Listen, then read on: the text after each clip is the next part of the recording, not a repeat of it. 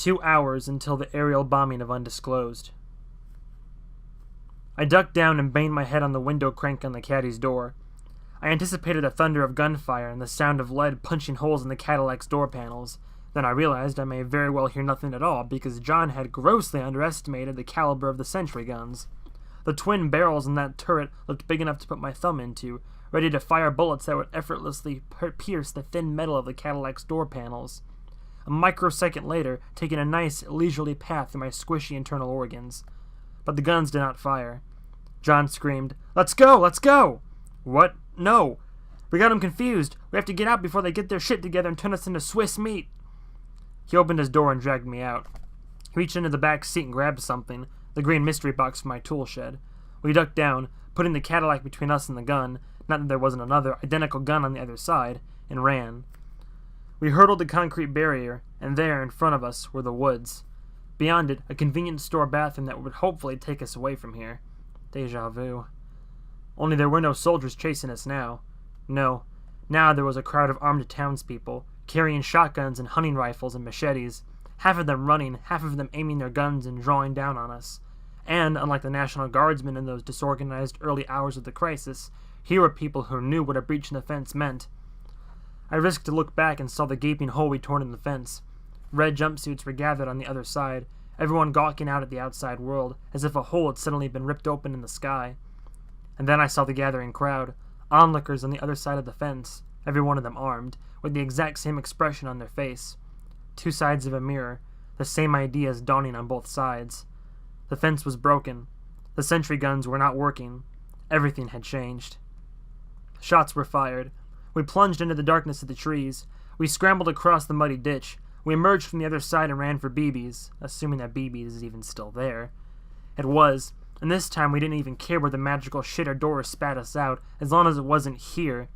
If the door wasn't working, if the network of interdimensional wormholes or whatever they had were been shut down by the shadowy fuckers in charge of all this, then we were dead.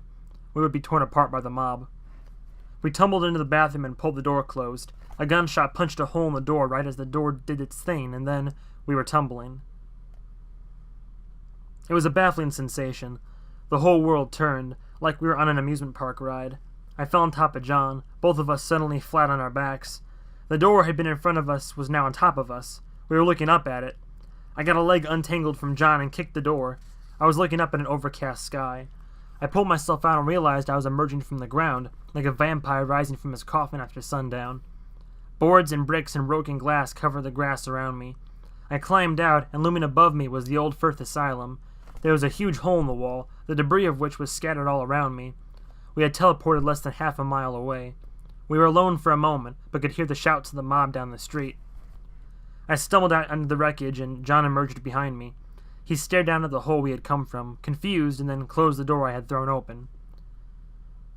I saw that the door and its frame were in fact laying loose on the ground, flung aside from when the blast destroyed the wall. When John picked up the door again, underneath was just dead grass. John said, "Shit, I left my shotgun shells back at the caddy." I took a breath and said, "Look, you remember when we watched Star Wars with Amy, and she's like, why is Princess Leia being such a bitch when those guys just rescued her? Well, I don't want to be the Leia in this situation, and I completely appreciate what a sweet ramp job that was back there, but did you have any kind of plan at all? I'm working on it, because time is running out here." John was looking up at the old building, staring hard at the mossy brick walls. I said, "What?" "I took some soy sauce earlier." "You did?" "Yeah, and I came by here." "Okay." "And there were shadows here." I followed his gaze. The rows of windows in the moldy brick were boarded over with ancient warped plywood. It kind of made it seem like the building had cataracts. I saw no shadow people. I said, "Do you see any now?" "No."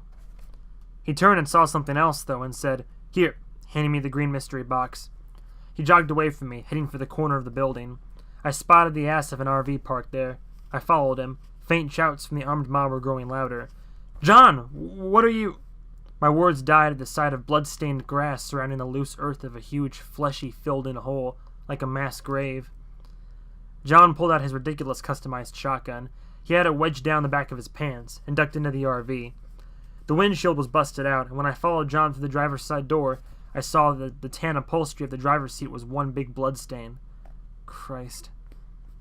Leading with the shotgun, John quickly searched the inside.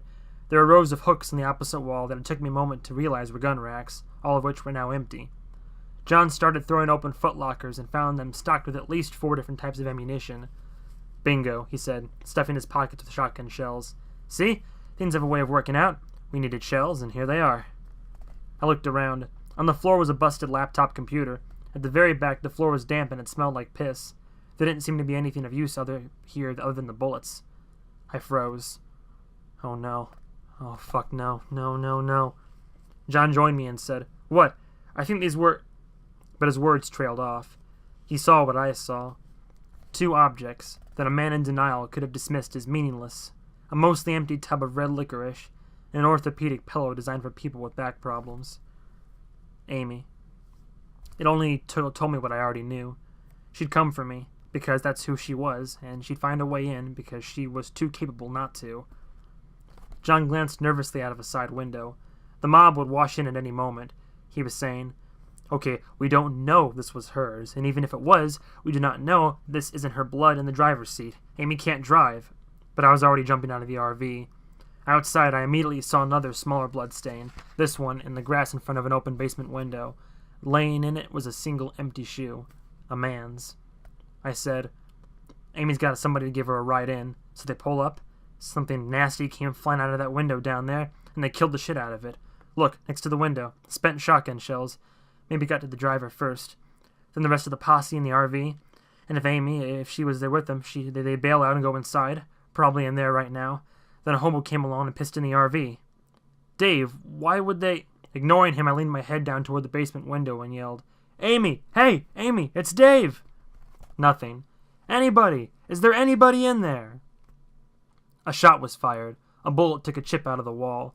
We ducked and John grabbed my sleeve, yanking me around the corner toward the front door.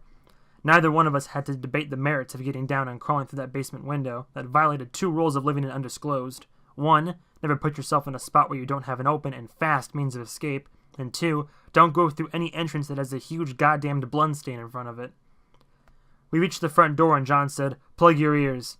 He pointed the shotgun at the locks in the front door and blew a grapefruit-sized hole in the wood. We pushed our way inside.